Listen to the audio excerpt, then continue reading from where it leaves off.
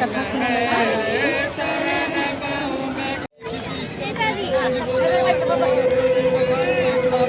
कथा सुना जा रहा है। महाभारत का युद्ध बोलिए जीवनवान भगवान की जय। एक बार नैमिषारण्य के निवासी ऋषियों ने संसार के कल्याणार्थ सूर्य से पूछा, हे सूर्य कराल कल काल में लोगों की बालक किस तरह दीर्घायु होंगे तो कहिए। सूर्य बोले, जब द्वापर का अंत और कलयुग का आरंभ था उसी समय बहुत सी शोकाकुली स्त्रियों ने आपस में सलाह की कि इस कलयुग में माता के जीवित रहते पुत्र मर जाएंगे।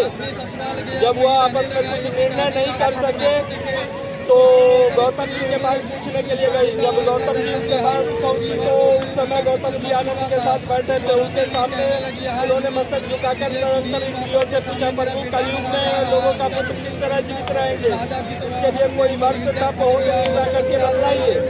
इस तरह उनकी बात सुनकर गौतम जी आपस में वही बात कहूँगा जो मैंने आप पहले से सुना था। गौतम जी ने कहा, जब महाभारत युद्ध का हो गया और ब्रह्मपुत्र अश्वत्थामा के द्वारा अपने बेटे को मरा देख संपन्न बड़े दुखी हुए तो पुत्र के शोक से व्याकुल द्रौपदी अपने सखियों के साथ ब्राह्मण गई, दौमे के पास गई और उसने दौमे से कहा, विपेंद्र कौन सा उपाय करने से बच्चे दीर्घायु हो सकते, कृपया ठीक कहिए। दौमे बोले, सत्य वचन बोलने वाला, सत्याचरण करने वाला, समदर्शी जीवित महान नामक एक राजा था। एक बार अपनी स्त्री के साथ अपने ससुराल दिया और वहीं रहने लगा। एक दिन वह आधी रात को पुत्र के शोक से व्याकुल हो कोई स्त्रियां रोने लगी क्योंकि वो अपने बेटे के दर्शन से निराश थी। उनका पुत्र मर चुका था। वह रोती कहती, हाय मुझ बूढ़ी माता के सामने मेरा बेटा मारा जा रहा है। उसका रोना सुनकर जीवित का तो मानो हृदय विलीन हो गया। वह तत्काल उस स्त्री के पास गया और उनसे पूछा, तुम्हारा बेटा कैसे मरा। बूढ़ी ने कहा, जरूर प्रतिदिन गाँव के लड़कों को खा जाता है। इस पर दयालु राजा ने कहा, माता अब तुम रो मत, आनंद से बैठो, तुम्हारे बच्चे को बचाने का यत्न करता हूँ। ऐसा कहकर राजा ने उस स्थान पर गया जहाँ गरुड़ बनाकर मांस खाया करता था। उसी समय गरुड़ भी उसी पर टूट पड़ा और मांस खाने लगा। तब अति तेजस्वी गरुड़ ने राजा का बायां अंग खा लिया तो झटपट राजा ने अपना दाहिना अंग फेर कर गरुड़ के सामने कर दिया। यह देख गरुड़ जी ने कहा, तुम देवता हो, कौन हो, मनुष्य तो नहीं जान पड़ते, अच्छा अपना जन्म और कुल बताओ। पीड़ा से व्याकुल मन वाले राजा ने कहा, पक्षीराज इस तरह की करना बेहतर, तुम इच्छावर मेरा मांस खाओ। यह सुनकर गरुड़ रुक गए और आदर से राजा के जन्म और कुल की बात पूछने लगे। राजा ने कहा, मेरी माता का नाम सेबिया और पिता का नाम शालिवाहन है। जीवित सूर्य वंश में मेरा जन्म हुआ और जीवितवाहन मेरा नाम है। राजा की दयालुता देखकर गरुड़ ने कहा, महाभाग तुम्हारे मन में जो अभिलाषा हुआ वर मांगो। राजा ने कहा, पक्षीराज यदि आप मुझे वर दे रहे तो दीजिए। आपने अब तक जिन प्राणियों को खाया वह सब जीवित हो जाए। हे स्वामी, आपसे यहाँ बालकों को न खाए, ऐसा उपाय हो तो यहाँ के उत्पन्न सभी लोगों बहुत दिन तक जीवित रहे। दौमे ने कहा, पक्षीराज गरुड़ के और राजा को वरदान करके अमृत के लिए नागलोक को चले गए। वहाँ से अमृत लाकर उन्होंने उन मरे हुए मनुष्यों के हड्डियों पर बरसाया। ऐसा करने से सब जीवित हो गए और उनको पहले गरुड़ ने खाया था। राजा के त्याग और गरुड़ की कृपा से वहाँ के कष्ट दूर हो गया और उस समय राजा के शरीर से 16 यूनी हो गई।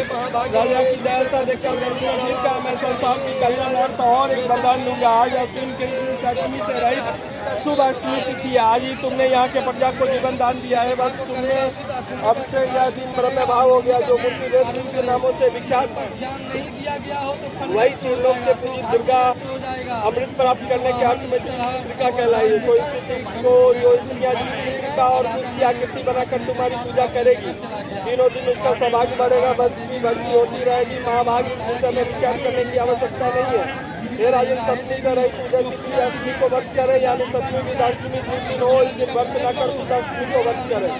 नवमी को पालन करे। यदि पर ध्यान न दिया गया तो फल नष्ट हो जाएगा, सौभाग्य तो अवश्य नष्ट हो जाएगा। जीवितवाहन का इस तरह वरदान देकर गरुड़ वैकुंठ धाम को चले गए। वह राजा भी अपनी पत्नी के साथ अपने नगर को वापस चले गए। द्रौपदी से कहते हैं, देवी मैंने यह दुर्लभ व्रत तुमको बतलाया, इसको व्रत करने से बच्चे दीर्घायु होते हैं। हे देवी, तुम भी पूर्वोक्त विधि से यह व्रत और दुर्गा जी की पूजा करो, तुम्हें अभिलाषी फल प्राप्त होगा। मुनिराज द्रौपदी की बात सुनकर द्रौपदी के हृदय में एक प्रकार का कौतूहल उत्पन्न हुआ और स्त्रियों को बुलाकर उनके साथ उत्तम व्रत को किया। और गौतम जी ने कहा, उस व्रत के प्रभाव से किसी एक चिल्ली ने सुन लिया और अपनी सखी सियारिन को बतलाया। इसके बाद पीपल की वृक्ष की शाखा पर बैठकर चिल्ली ने उस वृक्ष के कोटे में बैठकर सियारिन ने भी व्रत किया और फिर चिल्ली किसी उत्तम ब्राह्मण के मुख से कथा सुनाई और पीपल के कोटे में बैठी अपनी सखी सियारिन को सुनाई। सियारिन ने आधी कथा सुनी और उसे भूख लग गई और फिर उसी समय सबसे बड़े शमशान में पहुंची। वहाँ उन्होंने इच्छा भर मांस का भोजन किया और चिल्ली बिना कुछ खाए पिए रह गई। सवेरा हो गया, सवेरे वह गौशाला में गई और वहाँ गाय का दूध पिया और इस तरह नवमी का उसने पालन किया। कुछ दिनों बाद दोनों मर गए और अयोध्या में किसी धनी व्यापारी के घर में जन्मी। संयोग से उन दोनों का जन्म एक ही घर में हुआ। सियारिन ज्येष्ठ हुई, चिल्ली छोटी। सभी निश्चित लक्षणों से युक्त थी, इसलिए बड़ी बहन काशीराज उसके छोटी उनके मंत्री के साथ आई गई। पूर्व जन्म के कर्मफल के साथ वह मृगनयनी रानी हुई, जिस किसी भी संतान को उत्पन्न करती हुआ मर जाती। पूर्व जन्म में बातों का स्मरण करने वाली मंत्री की पत्नी ने अष्टवसुरों से तेजस्वी 8 बेटों को उत्पन्न किए, सभी जीवित रहे। अपनी बहन के पुत्रों को जीवित देख ईर्ष्यावश राजपत्नी अपने स्वामी से कही, यदि तुम मुझे जीवित रखना चाहते हो तो इस मंत्री के पुत्रों को भी वहीं भेज दो जहाँ मेरे बेटे गए हैं, साथ इन्हें मार डालो। यह सुनकर राजा ने मंत्री के पुत्रों को मारने के लिए कई प्रकार के उद्योग किए। जीवित पुत्रिका के पुण्य बल से बचा लिया गया। एक दिन राजा ने अपने आदमियों से उन 8 पुत्रों को सिर कटवाकर पिटारी में रखाया। पिटारी उनकी माता के पास भेज दिया, किंतु वो सिर भेज की जवाहरात हो गए और भले चंगे 8 लड़के अपने माता के पास चले गए। उनको जीवित देख राजपत्नी को बड़ा विस्मय हुआ और अंत में वह मंत्री की पत्नी के पास आई और उसने पूछा, बहन तुमने ऐसा कौन सा पुण्य किया है जिसको करने से बार बार मारे जाने पर भी तुम्हारे बेटे नहीं मरते? इस पर मंत्री की पत्नी ने कहा, पूर्व जन्म में मैं चिल्ली थी, तुम सियारी। तुमने 7 साल से जीवित पुत्रिका का व्रत किया और तुमने नियमों को भली भांति पालन नहीं किया और मैंने किया। इसी दोष से बहन तुम्हारे बेटे नहीं जीते। और राजरानी तुम अभी जीवित पुत्रिका का व्रत करो, तुम्हारे बेटे दीर्घायु होंगे। मैं सच सच कह रहा हूँ। उसका कथानुसार व्रत किया और तभी से कई बेटे सुंदर और दीर्घायु होकर बड़े बड़े राजा हुए। सूर्य जी कहते सब प्रकार का आनंद देने वाला मैंने यह बतलाया है। तो जो वो विधि प्रेम से बोलिए जीवित भगवान की जय।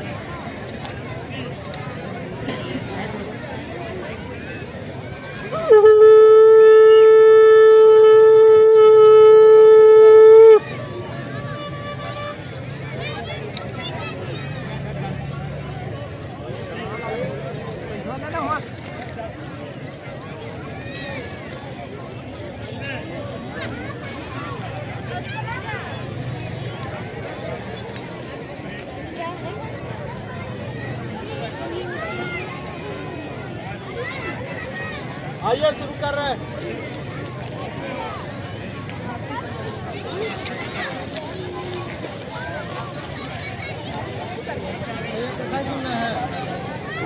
चालू होगा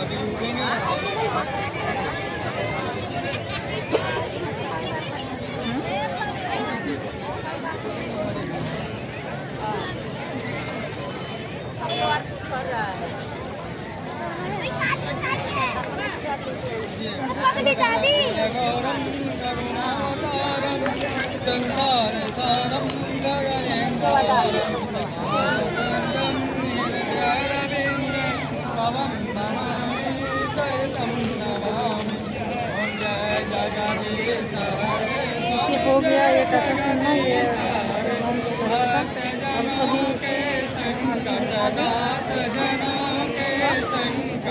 का व्रत कथा समाप्त